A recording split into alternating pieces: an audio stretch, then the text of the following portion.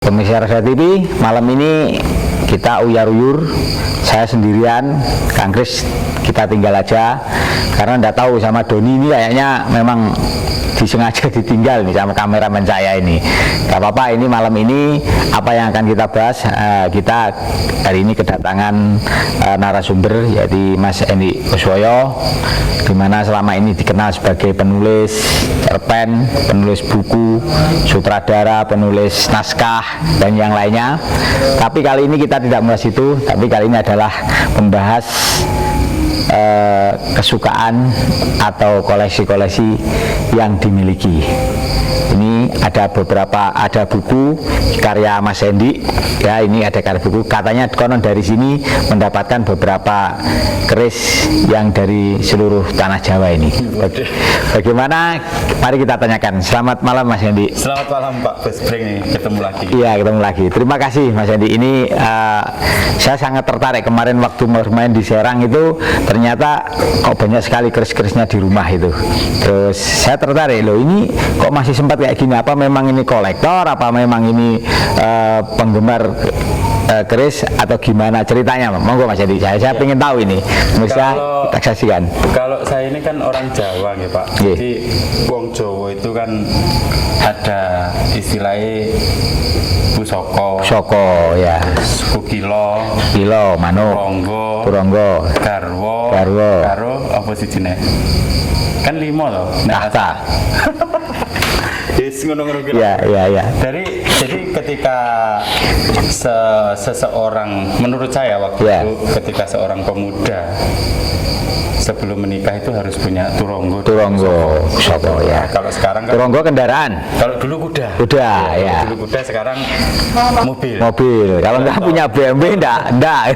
Kalau nggak punya BMW ya jangan menikah dulu, ya. Mungkin begitu aja. Ya. Nah, kalau masalah pusoko itu kan memang dalam tradisi orang Jawa itu biasanya memang turun temurun. Saya nggak tahu keturunan saya ini dari mana juga nggak tahu, karena memang habis di mbah ya. Nah, mbah saya itu bilangnya memang dari Mataram gitu doang ceritanya.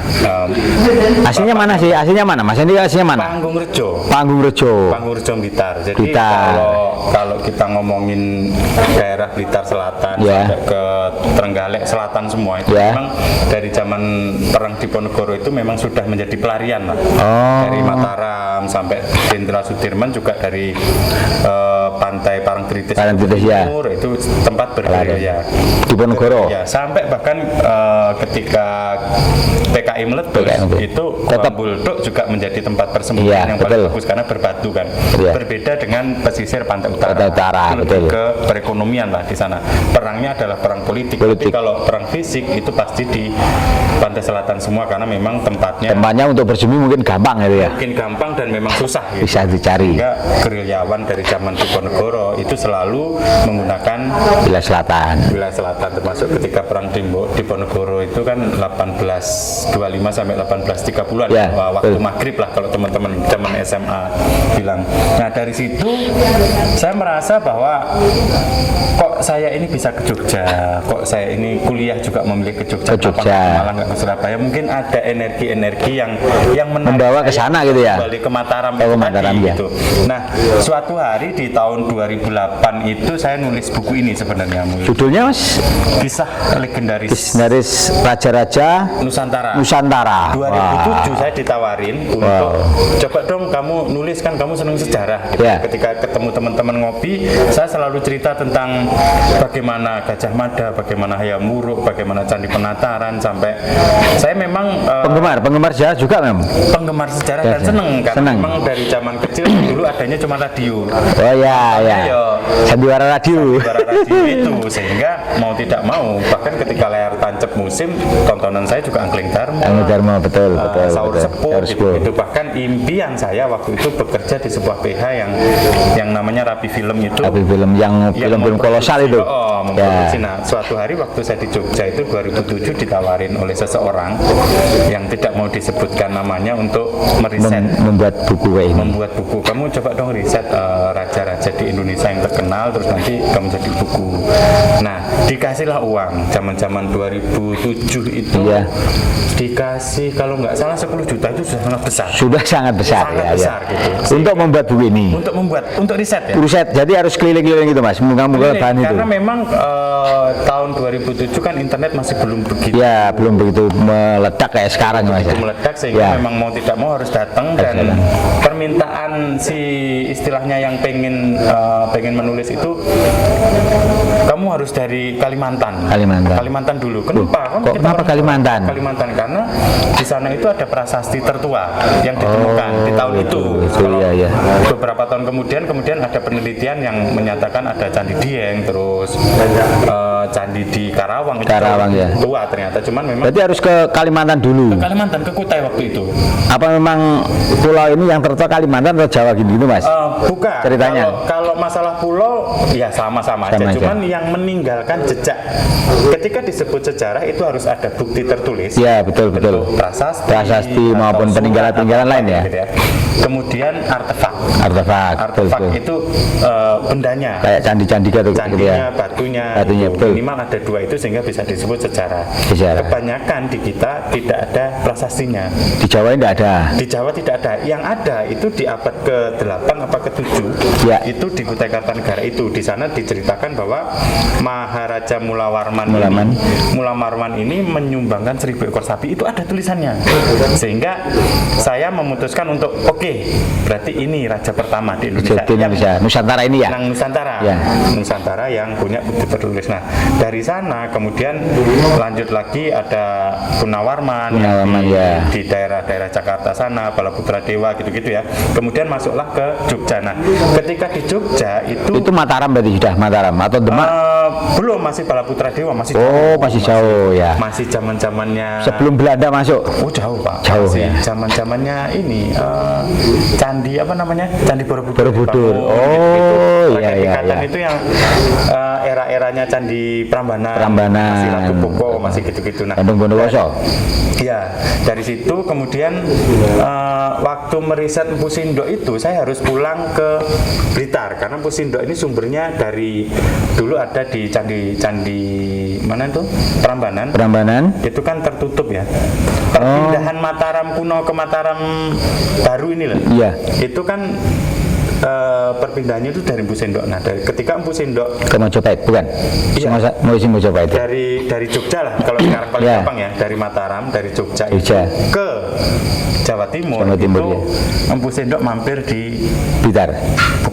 Bukan di Blitar, di mana? Nganjuk. Malah di Nganjuk. Ada prasastinya di situ. Di Metos atau di Candi Boto itu mungkin? Iya, di daerah-daerah situ ada prasastinya. Makanya ada prasasti Nganjuk, Ladang segala macam. Iya, betul. Daerah-daerah Empu Sindok. Nah, waktu riset itulah saya pulang ke Blitar. Tiba-tiba teman-teman di SMA saya itu, teman-teman di Ludoyo itu ada yang lulusan pesantren terus dukun lah waktu.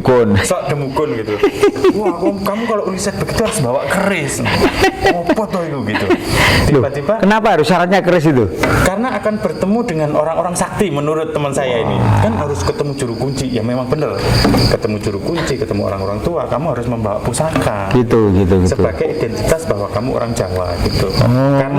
Karena kata teman saya bahwa kamu ketika menulis ini, kamu itu menelusuri leluhur yang bagian mana yang kita nggak paham juga. Akhirnya saya dikasih keris Nogososro Sabu Inten waktu itu.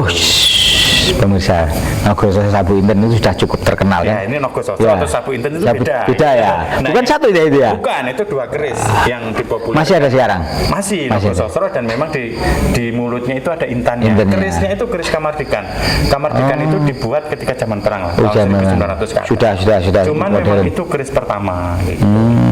Ya, dari situ saya riset terus saya ke Kediri waktu itu.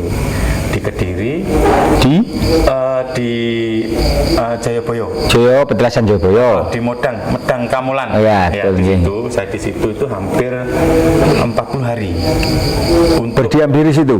Iya, untuk meriset karena memang datanya sangat minim kan. Jayabaya itu hanya petilasan, candinya. Itu di situ tuh ketemu orang atau langsung masuk ke gimana mungkin bertanya-tanya kepada. Ya pasti di sana kan ada pendopo. Kenapa saya lama di Medang di Modang apa namanya Kamulan. Kamolan itu Ya. karena di situ ada pendopo. Pendopo, terus sebelah baratnya itu ada tempat untuk istilahnya orang-orang ngalah berkah, orang-orang ya. semedi segala Orang macam. semedi, betul. Dan di situ sangat murah Pak. Sewa tikar sama bantal itu Ya. kalau nggak salah 5.000 waktu itu. Jadi itu untuk meditasi itu berarti. Saya mencari data. Oh, mencari data. Cari data, terus nunggu dari teman-teman Jogja, dari ada yang info bahwa akan ada pertemuan di sini. Di situ. Ada pertemuan, ternyata memang ada. Para budayawan atau para sejarawan, Para dukuners. para dukuners. Ada dukuners. Dan ada dukuners dan. Ada dukuners tahun-tahun segitu. Dan menurut saya memang iya. Jadi Iya. ada beberapa dukun yang berkumpul di situ. Sehingga setiap hari itu selalu gendurenan. Wah, makan besar. Makan besar, dan kalau gendurian kan nasinya banyak, Masih sehingga banyak. sepetah di situ. Gratis. Tikar murah, makan gratis, selalu ada, bisa makan 2 kali, itu paling nyari sarapan. Wes. Gitu kan. Sarapan di situ jam segitu Iya. enak banget. Saya akhirnya bertahan di situ sampai 30 hari. Waktu mau pulang, ada komunitas, nggak tahu sekarang ada atau tidak, di bajunya itu tulisannya Jowo, Bali, Joyo gitu. Artinya Jawa, Bali, Joyo. artinya orang Jawa bersatu dengan orang Bali yang akan membuat Jaya. Nusantara. Mereka filosofinya seperti itu membuat saya tertarik. Ada perkumpulan itu ya? Perkumpulan itu, kemudian saya dikasih tahu tentang buku-buku kuno, dan salah satu bukunya itu ada tembang hitung dari mana gitu ya, kalau nggak salah dari Probolinggo atau Situbondo, saya lupa. Nah di situ mencantumkan tentang Jongko Joyoboyo itu. Jongko Joyoboyo ini nanti dari Joyoboyo itu Bukan buku Jongko Joyoboyo sendiri ya, tapi itu sudah dimasukkan gitu ya. Sudah translate Ya. Sudah translate, dan itu memang translatannya dari Ronggo Warsito. Wah, dari situ saya tertarik. istimewa. Pengarang-pengarang. Waktu mau pulang di hari ke-39 itu dilarang. Saya ketemu kayak orang gila gitu. Tapi pasangannya memang kiai tapi lusuh. Pakai surban, jangan pulang dulu, kamu belum ketemu apa yang kamu cari. Ya. Joyoboyo itu menurut beliau, Joyoboyo ini Prabu Sri Aji Joyoboyo. Joyoboyo ya. Iki satu-satunya rojo sing iso nulis. Saya langsung terdiam. Pada zaman dulu itu 2007 itu. 2007 orang ini bilang begitu. Joyoboyo ini satu-satunya raja yang bisa menulis. bisa menulis. Masuk tuh Pak. Sekolahnya yang di pikirannya. Bayangkan gitu, Joyoboyo. Saya berpikir, oh iya memang dia punya ramalan itu. Akhirnya bisa membuat tulisan. Akhirnya menulis. Jadi ketika menulis dia di petilasannya itu beliau menghadap ke langit, nulis puisi sebenarnya atau mengarang atau apa, kita nggak pernah tahu. Mengungkapkan isi hati atau gimana mungkin ya, Bisa atau jadi pemikiran kayak penulis Star Trek gitu, ada robot, ada apa segala macam kan, kita Wah, nggak pernah tahu ya. iya, Sehingga iya. apa yang ditulis di Joyoboyo itu menjadi kenyataan zaman sekarang. Ya. Itu hampir semua kan. Ya, betul. Bahasane Ono istilah kereta besi ya. Nah di sini ada Ya, semua, ya. ada Ya, beberapa. Nah dari situ hari ke-40 saya memutuskan pulang, masih nggak boleh. Masih nggak boleh lagi. Besok aja. Tetap di Joyoboyo situ. Di sini ada selamatan gede. Ya sudah, karena tempat yang biasa tidur ini buat selamatan, saya tidur di luar bareng orang-orang yang lagi semedi itu gelar tikar. Pagi-pagi dapat keris Pak di bawah bantal. Nggak dimasukkan orang atau memang datang sendiri? Dimasukkan orang yang itu tadi. Oh, tak kasih gini, tapi nggak mungkin sama dikasih. tidur. Saya bangun, mandinya kan ke Tirto Kamendang jauh. Kok orangnya sudah tidak ada, tak cari-cari, sudah pergi. Dia pakai mobil Suzuki Cherry waktu itu. Nah mungkin dari beliau ini memberi, terus Apa namanya waktu itu kerisnya? keris kecil kok, kujang apa? Saya lupa namanya. Oh, bentuknya kujang itu, kujang itu. Bukan. Keris kecil gitu saya lupa bentuknya. Nah habis itu saya punya 2 keris, saya bawalah ke Jogja. Ke Jogja. Untuk meriset lagi. Masih banyak kan yang belum. Ke Jogja masih mencari Mpu Sindok, masih mencari ini kan. Waktu itu masih belum Ke tersusun. Jogja itu ke keraton atau ke mana yang? Karena memang saya waktu itu kan kuliah di Jogja dan tinggal di Jogja. Jadi pulang ke kos-kosan lah. Gitu. Tak pikir ke keraton atau kemana. Tiba pulang kosan Don. Pulang kosan ternyata. Pulang kosan karena ngekosnya di situ di Jogja. Dari itulah waktu itu saya nyari gitar ke Klitian lah, saking pusingnya Pak nulis begini kan, nyari gitar 150.000 Pak sama temen 150.000 gitar. 150.000 di pasar Klitian, pasar Loak. Pasar Loak ya. Habis itu malamnya, ya malam-malam lah, jam-jam segini, jam 7 malam habis sholat isya ke pasar Geledean sama teman saya lagi nyoba-nyoba gitar, mungkin temanku itu bete, terus dia beli keris mainan. nggak tahu, pokoknya dia beli keris harganya 150.000 waktu itu, terus dikasih ke aku. Loh, buat apa? Aku nggak cari keris, aku itu nyari gitar. Oh, ini hadiah buat kamu, karena kan dapat keris lagi. ada keris, dapat itu keris yang ketiga. Tapi itu menurut Mas Andi kerisnya itu benar-benar keris baru atau keris lama itu? Nah, yang di pasar Geledean ini justru keris lama, itu tuban. Oh, Bahkan itu? dari pamornya aja, pamornya itu namanya waktu itu kan saya cucikan. Ya. Dapat saya cucikan, terus biasanya nyuci keris yang kedua itu biasanya sehari 2 hari selesai. Keris ini dia bilang, Mas ini kayaknya keris bagus di Jogja keris. Padahal dijual di Loak itu. Dijual di luar 150.000. Ada keris bagus. Keris katanya, kata si Jogja keris sangat pakar. Ya. Yang nyuci itu, Mas tolong ya kasih di sini seminggu sampai lewat malam Jumat deh gitu. Loh kenapa Mas? Ini kayaknya keris bagus. Wah dicuci bagus banget dan pamor Ya. Tejo Kinurung. Sampai Tejo Kinurung. Tejo Kinurung. Dulu punyanya Senopati Tuban. Menurut Wah. beliau secara truk. Dan kerismu apa Dan? Kerismu Saya apa? diam aja. Itu ditawar Pak. Sama yang nyuci. Setelah Sama- itu, Oh. setelah itu dia bilang, Mas, ayo tak mahari, boleh milih keris di sini. Tapi tak ambil ini yang ini. Oh, aku mikir pas bantu duit, pasnya aduh gitu. Terus akhirnya Akhirnya enggak lah, saya bawa pulang. Di rumah jarak berapa hari gitu ketemu lagi sama temen pelukis senior juga, ditawar lagi keris itu. keris yang sama, Padahal itu hadiah. 150.000 tadi 5.000 dari Loan. dari luaran. Hebat, Nah, hebat, waktu itu hebat. ditawarin dan saya pas lagi nggak punya duit. Keris itu Terus akhirnya tak mahari 60 juta. Saya kaget, hah? 60 juta. 60 juta? Wow. Antara iya dan tidak. Wes ketok Kalau- iya gitu kan. Karena Iya. saya kan nggak paham. Wah iya, punya niatan untuk iya, tiba-tiba banjir, hujan terus Satu begitu punya niat, iya hujan. hujan yang sing bocor ini di atas keris-keris itu brok gitu. Wes banjir, saya kira nggak jadi. Gak jadi dijual. Nggak jadi jual, itu keris ketiga. Hebat. Gitu ceritanya. Terus, terus. Keris ketiga, keris keempat. Keris keempat ini waktu riset ke Candi Cetho. Candi Itu Cetho Brawijaya 5, raja terakhir. di Kalau Solo naik ke atas itu loh, Karanganyar. Karanganyar. Naik Ya, ke sana, ya, saya datang ya. ke sana. Sampai sana itu jam 5 sore, sampai paginya ke Candi Cetho itu. Ya. Terus di Candi Cetho itu kan memang ada, itu belum buka. Memang saya orang paling pagi di situ yang masuk, tapi di situ sudah ada keris. Ya. Sudah ada keris, terus saya bawa keris 2, saya taruhlah di kanan kirinya karena diobong-obongi dupo. Ya. Terus saya taruh situ, saya riset. Waktu mau pulang, ada yang ngejar, Mas kerisnya ketinggalan. Oh bukan itu bukan punya saya. Enggak, ini punya Masnya. Oh ya sudah, bawa pulang.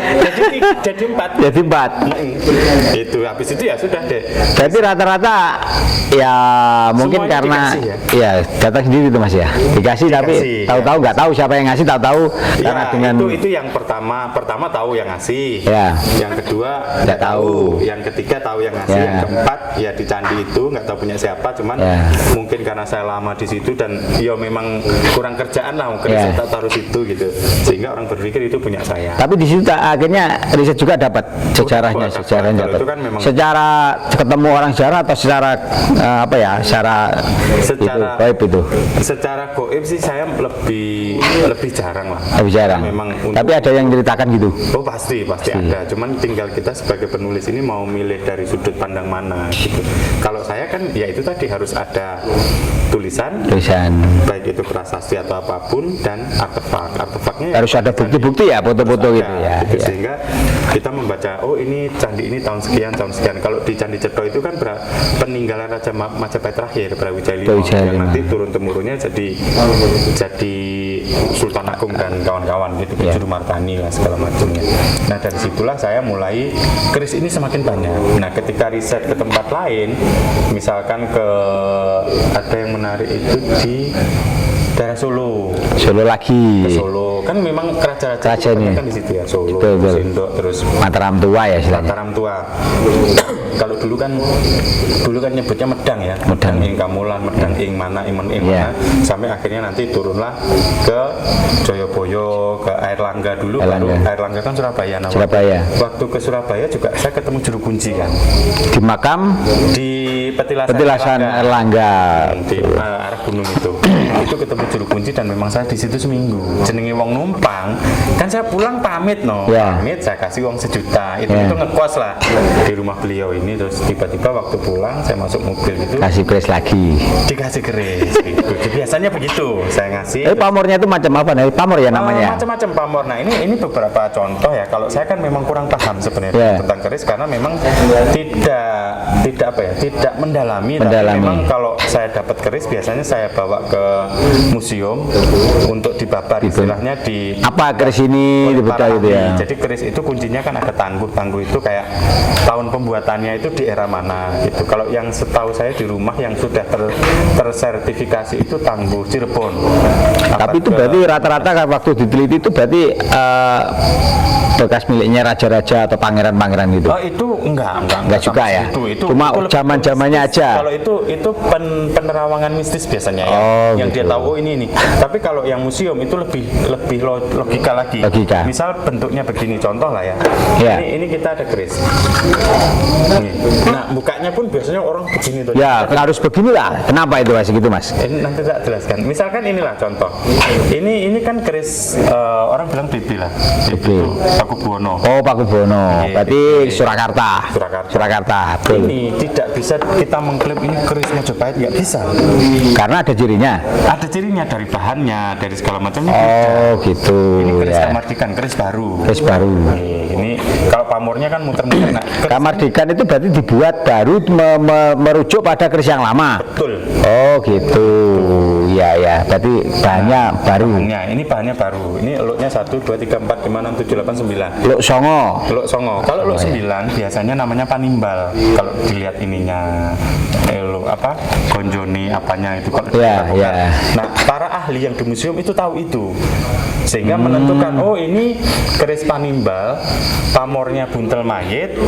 Gunanya untuk apa dulu gitu? Kalau gunanya untuk apa itu mistis lagi. Oh, tapi gitu. secara logika orang Kan museum bungkus mayat ini. nggak boleh mengklaim bahwa bungkus mayit untuk begini-begini, nggak bisa kalau orang museum. Oh gitu. Gitu. Karena dia berbicara sejarah bukti aja berarti. Berarti ini dia mengklaim tangguhnya adalah PB, anggaplah abad 20 gitu, Iya. atau abad 19. PB berapa enggak disebutkan PB gitu. Biasanya disebutkan sekarang PB berapa gitu. Oh iya. Misalkan kalau anggaplah ini ternyata 1900, nah PB 9, PB 10 gitu. Iya. Contoh lah ya. Kalau saya kan memang tidak memahami itu dan tidak mendalami. Kalau saya Iya. lebih ke ini keris, bahwa keris itu harus dilestarikan. Kalau saya begitu. Seninya ya. Seninya, terus Iya, iya. bentuknya, bahannya. Iya. Nah ini kan panimbal, luk 9.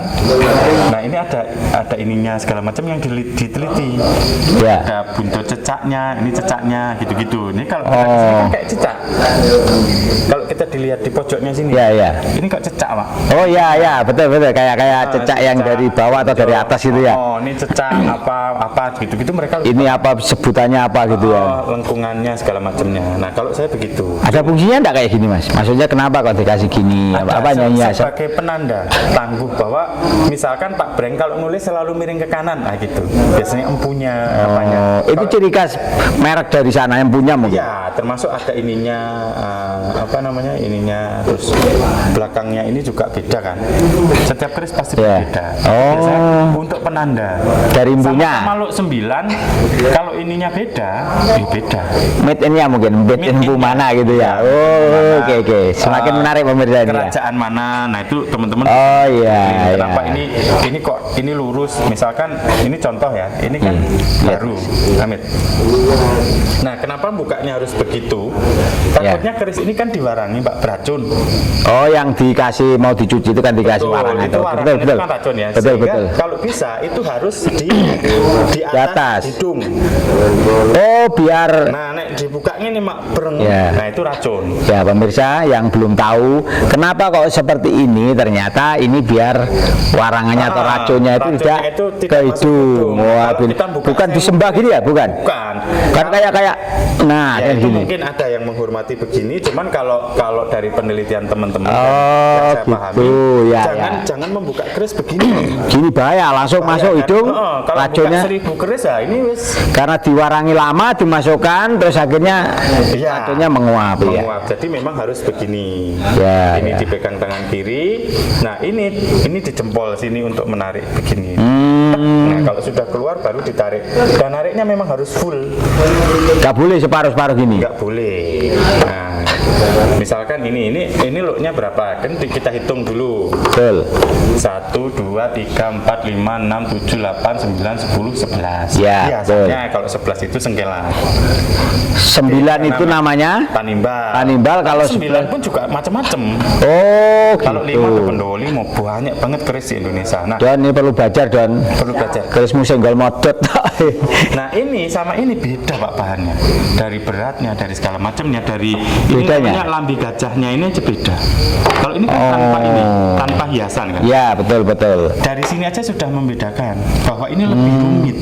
Lebih rumit untuk membuat hiasan kecil ini ya. Itu, kalau ini kenapa kok rata ya? Memang ini keris sepuh. Apalagi dikasih gini sih. Oh ini keris sepuh. Biasanya kalau sengkilat begini itu biasanya Cirebonan, Tangkuban gitu-gitu. Nah tahu. Ini Mataram, Surakarta, Mataram. kalau itu Cirebon. Cirebonan menurut saya ada Cirebon, Tuban gitu-gitu tangguhnya. Iya. Tangguhnya. Kalau tahunnya kita bisa Lihat menentukan ini tahun berapa ya harus ke museum itu untuk Ya, diteliti untuk segala kekuatan macam. apa namanya bahannya itu kira-kira baru atau lama itu ya. Baru atau lama. Cuman kalau keris-keris ini kan utuh ya. Ini utuh pak. Ini termasuk keris utuh tapi Utuh itu bahannya. utuh itu nggak ada yang rusak. Oh gitu. Ini utuh. Ini berarti dua ini yang lebih lama ini, yang kecil ini. Iya lebih Yang kecil ini. sebagai sengkelat ini. Sengkelat. Oh. Ininya beda, lambi gajahnya beda, pamornya ini yang mantep. Namanya apa Mas? Wah ini jenengan tahu langsung diminta ini. Apa nih? Oh Mas. Ini orang bilang apa namanya Pak pamornya? Apa itu? Bentar. Don. Ya Don. Terus Doni. Mau mendak mati malah senternya. Ini Pak, ini pamornya ini sangat diburu. Untuk para pencari keris. Tuhan ini. Pencari keris. Iya. Kenapa Mas? Apa namanya apa ini pamor apa? Wahyu Tumurun. Wah. Pamornya ini Wahyu Tumurun. Kalau Berarti Buntel ini mayit ini pilih-pilih. Kalau cocok, bisa jadi orang yang hebat. Ini lebih ke apa? Yang pernah saya baca loh ya. Ya. Bukan berarti saya mempercayai itu. Ya. Biasanya kalau buntel mayit ini keris pemilih ya. Nggak semua orang bisa memiliki keris ini. membawa ini kuat dak atau gimana? Kalau orang Jawa katanya kuat dak gitu Mas. Kepercayaan. Kepercayaan, Bisa ya. dianggap kuat atau enggak. Ya. Tapi kalau buntel mayit memang biasanya untuk kawibawan. Oh. Undang-undang. Nah, Wahyu Tumurun ini keris memang dari zaman dulu dipakai dukun. Biasanya. Bukan pejabat atau pemimpin gitu. Biasanya iya. Kan itu Wahyu Tumurun. Biasanya pegangan dukunnya dulu. Kalau dukun sudah sampai memberikan ini artinya memang Dia bisa berarti dia bisa menjadi pejabat itu. punya yang lain mungkin. Oh, Kalau dukun akan gitu. tetap menjadi dukun aja. Ya. Cuman kalau orang-orang sepuh yang paham, keris ini akan diwariskan. Tak kasih kamu mahar ini pakai ya gitu ya. Berarti Biasanya berapa begitu. ini? Atau memang dipinjam nggak balik. Oh, gitu. Kenapa keris-keris Wahyu Tumurun ini setahu saya selalu menemukan keris Wahyu Tumurun ini selalu utuh. Artinya memang tidak Bahannya itu atau bahannya, pembuatannya? bentuknya ini utuh ini. Kalau enggak utuh gimana Mas? Oh, keropas-keropas kecil di pinggir-pinggir gini ya? Oh, iya. Ini turun temurun karena namanya Wahyu turun temurun. Ini kalau orang Jawa percaya bisa ngusir hujan. Ini. Wah. Dukun nerang misalnya ini kayak mindah angin. Misalnya angin dari sana. Ya. Nah, ini bisa dibelokkan dengan ini katanya. Tapi monggo dicari biasanya. Cuman kalau Wahyu Tumurun ini menurut saya salah satu keris yang cukup langka. Ini yang ini jarang orang punya berarti. Gini Pak mau perang loh. Jarang ini. Terus masuknya tetap nggak masalah Mas, masuk biasa atau? enggak, karena kan sudah keluar ini Oh iya kan, hawanya. berarti kan sudah tidak ya lagi. Ini kalau ini menurut saya tangguh-tangguh Tuban, Cirebon gitu-gitu. Cuman untuk memastikan Tuban. kemungkinan Tuban ya. Oh. Tuban atau Cirebon. Cuman ini kalau saya bilang ini keris ampuh. Oh iya. Dari jenengan pegang aja beda kok. Amin. Itu.